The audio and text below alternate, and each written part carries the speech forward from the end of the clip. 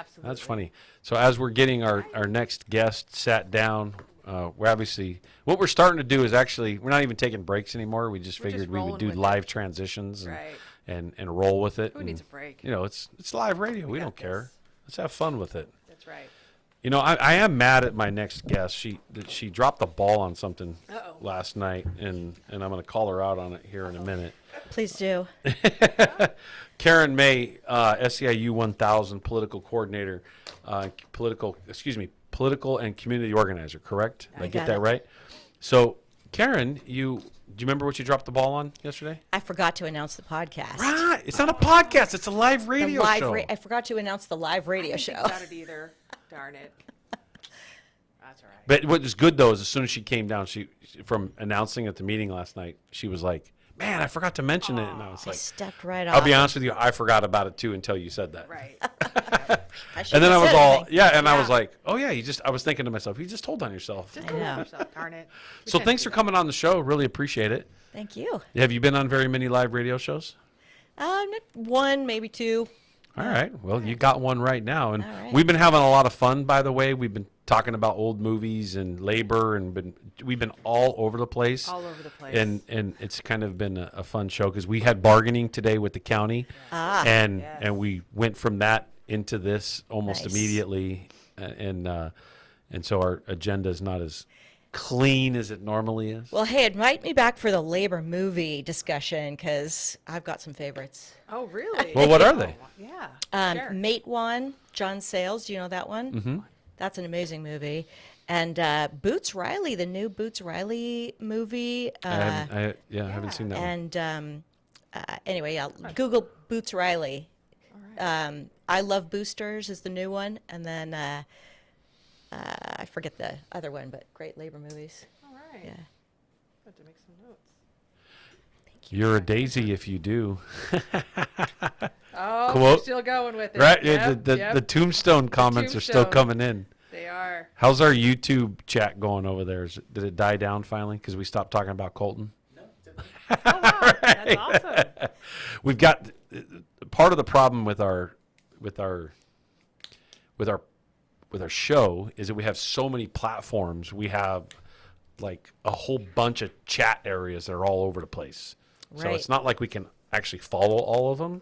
Hard to keep up. It's hard to keep up with it, but it is fun, especially if one of them livens up and starts to go nuts. We try to have a lot of fun with it. So what's going on at? I mean, you guys obviously have a lot of issues going on right now. Instead of me talking about it, I talked a little bit about it before you came in. Right.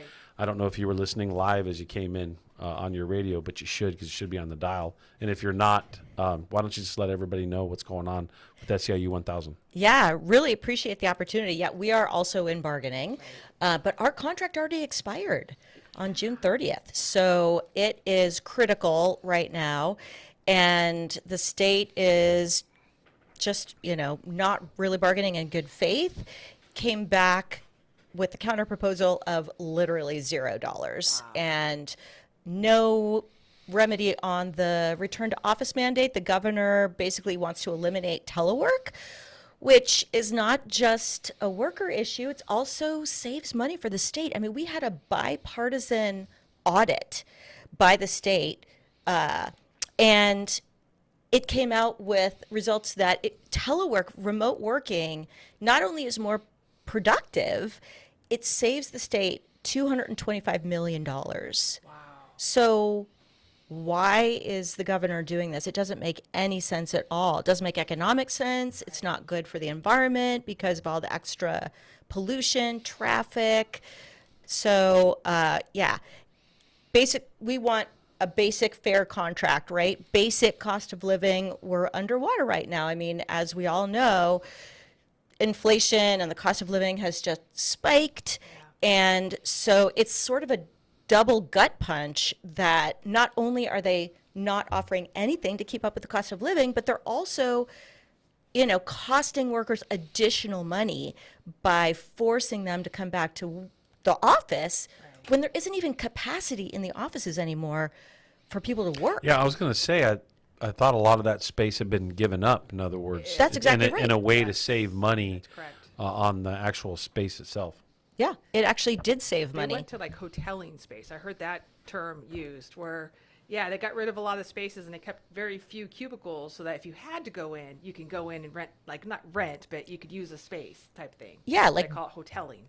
borrow it, Right. but it's, I mean, there are members, for example, that have to have ergonomic accommodations, and now they gonna can't be work. so expensive. And so it's even cost the state even more money to set up extra workstations to accommodate disabilities. So, yeah, it's a lose-lose proposition, and it's just one of the basic pillars of our contract campaign. There was a study done several years ago where it literally gives it, if you allow them to do like a hybrid, it's like a equivalent to like almost like an $18,000 increase to that salary without having to pay that $18,000 because you're saving on dry cleaning, gas, lunch, things like that, clothes. Absolutely. Yeah, absolutely. Yeah. So obviously it saves our members Right. and state workers Costs money. the state nothing. And it saves It the actually state saves money. them It money, saves the right. state $225 million. right. Yeah. So speaking of your members, what do they do? What So What could one- Local 1000 represents California state agency workers, state workers. So we actually have over 95,000 represented employees. And so, obviously after the Supreme Court decision of Janus, do you remember that Supreme Court decision? Yes, we're Now, well aware. Very well aware. Heard of that one. Yeah, so our members have to sign up to become members, right? And so Well, you notice how Janice is spelled J-anus, right? I will not be able to unsee that Yeah, now right. when I see that word. Yep. Yep. Thanks, Randy. Anyway, Yeah. sorry. I got stickers. The childish part of me. Yeah. Yeah, so it is an incredibly diverse workforce. We represent 10 out of, I think, 22 bargaining units. So we're the largest union of state workers in the state. There are some other unions that represent other state workers, some of the scientists, but we have a huge range of classifications in our union. It's really unique in that way. We have everything from custodians in the state prisons and the state hospitals, teachers and nurses, a lot of nurses. We represent a lot of healthcare workers in all of the state facilities, including like the special schools. If you don't know if you've ever visited the School for the Deaf in Riverside, amazing, amazing place. Our workers, our members are so talented and are doing public service. They are serving the people of California and helping with things like, unemployment and disability benefits and all kinds of public services. DMVs, we represent all the DMV workers, Caltrans. So say hello to your friendly state worker next time you Right. see Right, some that's Caltrans right. workers on the roads. Yep. Very diverse workforce. Even technical scientists we represent, like architects in Caltrans and some of the archaeologists. It's fascinating. I've learned so much working at Local 1000. Yeah, we're very similar here that we have very, very diverse, workforce that we represent almost everything you can imagine, like you just described. It's pretty cool to learn those interesting parts of those jobs. You know what I mean? Especially the sometimes there's only a handful of them, but like the archaeology Yes. stuff, and how necessary it is and why and what is what they're being utilized for to Absolutely. protect the community. It's pretty cool. Yeah. You guys had an action about a week ago in Sacramento. Why We don't sure you tell did. us about it? Yeah, I would love to. It was so inspiring. It was exhausting. I and one of our incredible member leaders were co-captains of a bus that left our office in Ontario at 11:30 at night and did the red-eye trip to Sacramento with about 60 of our members on the bus and headed to an amazing action at the Capitol. We had about 5,000 members there. It was really amazing. Basically, the first day after our contract expired, right? And Some of them went into the Capitol, and it was some good trouble. We had one of our members that has a giant gorilla suit, so we got some really good press. We're hoping to bring him out here, actually. So yeah, if you're listening, you know who you are. Hoping you can come out to San Bernardino, because we've got an action coming up in San Bernardino too. I don't know if you already mentioned that. Yeah, nope, we haven't mentioned it yet. I was just going to. Yes. The 29th, you have an action literally right down the street. Yeah. We actually have bargaining with the county happening that day, and what we're going to do is try to coordinate us to get on our bus, go over there, and help out and come back. I got to manage that because that's a lot. So yeah. No, I'm super excited, and thank you so much, Teamsters, Randy, for the solidarity, right? Supporting. We have an amazing labor council, right? The Inland Empire Labor Council is just doing such a fantastic job and giving us the opportunity to share what we're doing so that we can all support each other. I'm super excited to have the Teamsters bus out there. Yeah, so we're going to do sort of a lunchtime action, like 11:30 to 2, informational picket line. And so we will be, letting people know what our priorities are, educating people about telework, but really, we're in escalation mode, right? After Sacramento, I think the state really sat up and took notice, because we're hearing it, from our bargaining team that, they're watching out there. And so the more people that show up, the better position we're in. We're building power, right? Right. So and there's a ton of people that showed up last week at the state, like you said, like thousands. It was great. Thousands in Couldn't Sacramento. believe it. Yeah, That was it was a really inspiring day. Like I said, I kind of collapsed when I got back home, because we just turned right around on the bus. Turned around, huh? Yeah, Oh, just wow. came So you right went back. at 11:30 at night. Yep. drove- oh Did my you have a different driver? Yes, thankfully we did have a different Just double driver. checking. Yeah.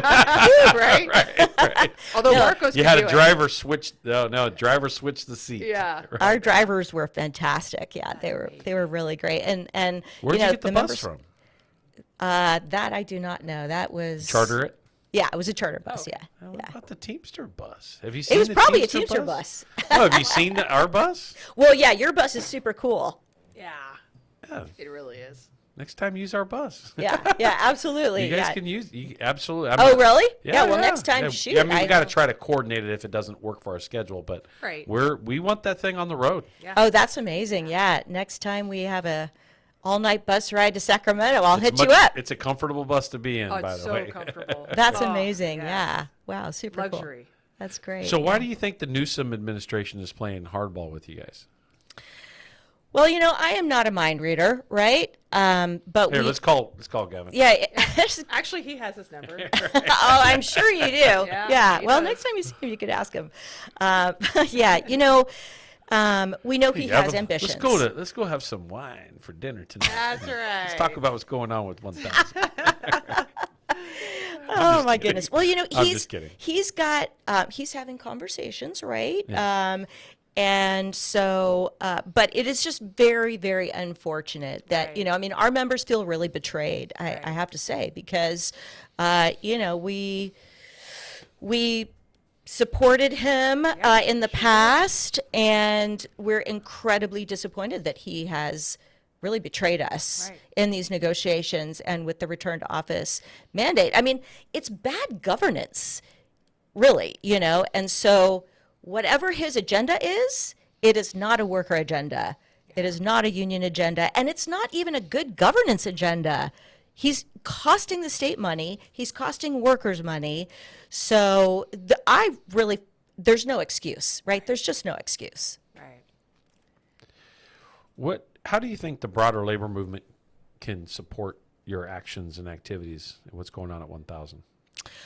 Well, as we have been talking about, the solidarity is so important. I mean, I think it's really important for us to know about the different kinds of workers that we all represent, and build that big tent, that big coalition to build power. We're up against amazing odds right now. you know, I do a lot of political and electoral work, and the amount of money, we have an endorsement meeting tonight for in a district where one of the primary candidates that we had supported didn't make it through the primary because there were millions and millions of dollars spent against her, you know, by corporate interests that are Yeah, and basically the Supreme anti-union. Court just said that they can do even more, Yeah. right? Yeah.